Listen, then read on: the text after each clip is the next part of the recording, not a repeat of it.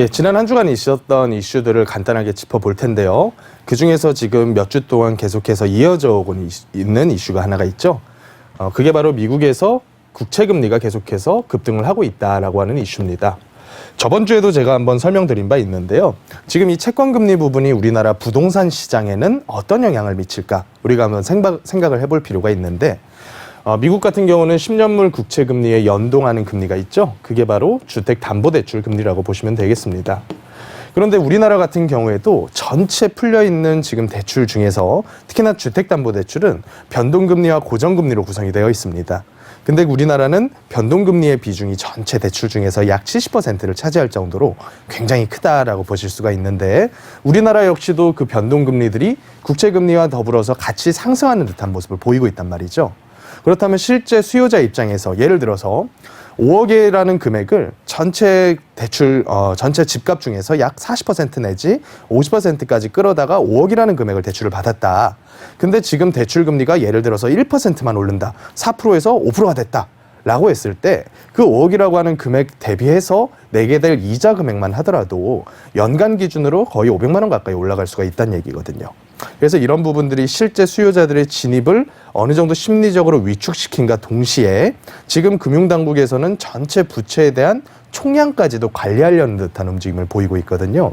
그래서 우리가 접근할 수 있는 시장 가격대는 부채 없이는 접근하기 힘든 가격대가 돼버렸는데, 신규 수요자가 이 시장에 들어오는 것을 차단하는 역할을 지금 하고 있다라고 보실 수가 있을 겁니다.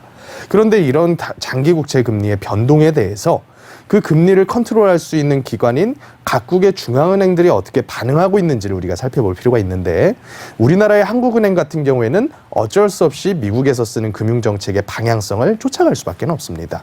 그런데 지금 미국 연준이라고 하는 기관에서는 이 장기 국채 금리의 상승 부분을 어느 정도 일정 부분까지는 용인을 해주고 있는 듯한 그런 발언을 계속해서 하고 있거든요. 그래서 장중에는 거의 1.6%대까지 치솟았었고, 우리나라 같은 경우에도 거의 2% 가까운 정도로 국채금리가 상승을 했었던 것을 보면, 앞으로 단기 몇 달 동안은 이 국채금리라고 하는 것이 시장 수요를 상당히 많이 위축시킬 영향 요인으로 작용할 것이다. 이렇게 보는 그 편이 합리적이다라고 생각을 좀 해보고요. 또 하나의 이슈가 있었죠.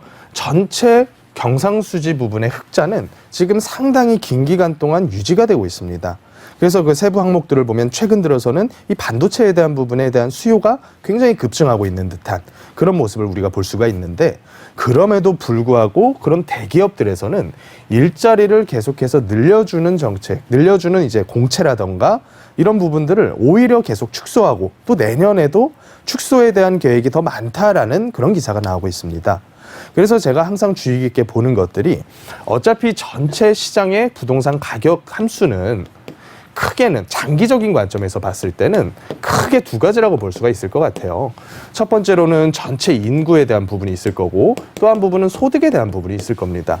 근데 그 중에서 지금 인구 문제는 제가 지난주에도 말씀드렸던 것처럼 우리나라가 전 세계에서 1위를 차지할 정도로 가장 빠르게 출생률이 줄어들고 있는 그런 상태고, 또 소득에 대해서 봤을 때 일자리가 이런 식으로 감소하고, 또 이런 부분들이 이 위기가 우리가 극복이 된다라고 하더라도 정규직의 고소득 일자리가 많이 창출되는 것이 아니라 국가기관에서 뽑는 공무원이라던가 아니면 비정규직 파트타이머 같은 이제 약간 소득 규모가 작을 수밖에 없는 그런 일자리만 늘어나고 있는 듯한 그런 모습을 보이고 있거든요. 그래서 지금 시장에 마지막에 뛰어든 젊은 세대 분들이 그 다음 수요자를 기다리고 있는 입장에서 우리가 한번 봤을 때 5년, 10년가량의 소득을 통해서 열심히 저축한 그 금액을 가지고 부채를 껴서 시장에 새롭게 참여를 해주실 지금의 20대 내지 30대 초반 분들이 상황이 너무 어려워지고 있는 것이 아니냐. 그렇다면 그분들은 앞으로 어떤 주택 형태에서 거주를 하게 될 것이냐. 이런 부분까지 우리가 이어서 한번 생각을 해보실 필요가 있겠다. 마지막으로 이제 부동산에 대한 이슈를 한번 간단하게 살펴보시면요. 처음에 오프닝 때 말씀드렸던 것처럼 LH 직원들의 투기 이슈가 아주 심각화되고 있습니다. 그래서 지금 조사를 한다고는 하는데, 어차피 뭐 재가족 감사기 할 거 아니냐, 이런 식으로 지금 여론이 형성되고 있기 때문에 앞으로 정부에서 쓰는 부동산 정책에 대한 신뢰도 문제가 너무나 크게 이슈가 되지 않을까 생각을 좀 해봅니다. 그래서 심한 경우는 3기 신도시에 대한 철회 요구까지 하고 있다고 하니까 정부가 이사 공급 대책이라던가 혹은 그 전에 발표했었던 택지 개발 지구들, 이런 부분들이 과연 예정대로 진행이 매끄럽게 잘 될 수 있을까? 그래서 걱정이 좀 되는 건 사실이죠. 최근에는 이런 이슈 외에도 이제 윤리적인 이슈들이 상당히 많이 터졌었는데, 예를 들어서 전체 실거래 신고된 그 건수 중에서 신고가 신고된 거래 건수를 봤더니 서울 같은 경우에는 50% 넘는 거래 건수 신고가 신고 후에 계약 취소하는 그런 신고였더라. 그래서 이런 부분들 역시 윤리적인 이슈거든요. 시장이 정말 혼탁하다라고 하는 것을 우리가 다시 한번 느낄 수가 있는 그런 기사다라고 보시면 되겠고요. 그런 재건축에 대한 이슈가 이제 최근 들어서 하나씩 나오고 있죠.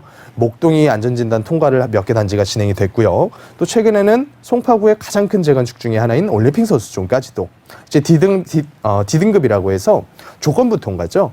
2등급 같은 경우에는 즉시 재건축을 하는 그런 정도의 안전성인데, D등급 통과를 해서 적어도 재건축을 진행할 수 있는 정도 단계까지는 됐다. 이렇게 볼 수가 있겠고, 또 우리가 서울시장 보궐선거를 또 앞두고 있는데, 이 보궐선거 뭐라 그럴까요? 후보자분들의 주요 공약 중에 하나가 바로 이 재건축이라고 하는 것이죠. 그 중에서도 특히 뭐 전 시장을 하셨었던 오세훈 서울시장 같은 경우에는 당선만 되면 모든 재건축 다 가게 해주겠다, 이런 발언 가지고 또 하고 계시니까, 지금 이런 이슈들은 두 개 다 정책의 흐름이 과연 어떻게 갈 것이냐, 이런 부분에 대한 이슈라고 볼 수가 있을 것 같아요. 그래서 처음에 제가 말씀드렸던 것처럼 지금처럼 심리에 의해서 요동치는 이런 시장은 정책의 의존도가 강할 수밖에는 없다. 그래서 이 정책의 의존도 강한 시장에서 과연 어떤 정책이 앞으로 나올지를 예측하는 것이 바로 단기간 동안의 시장 흐름을 대략적으로 우리가 유추해 볼 수 있는 그런 단서가 아닐까 생각을 좀 해봅니다. 보다 더 자세한 얘기, 특히나 개인적인 어떤 상황들에 대한 심도 깊은 이런 상담들은 제가 운영하고 있는 세미나라던가 아니면 개별 상담 신청을 통해서 만나볼 수가 있습니다. 지금 같은 경우는 세미나를 많은 인원을 대상으로 해서 제가 진행을 할 수가 없기 때문에 최소한의 인원을 모셔다 놓고서 웬만하면 가지고 계신 그 고민들을 제가 전부 다 상담을 해드리고자 노력을 하니까요.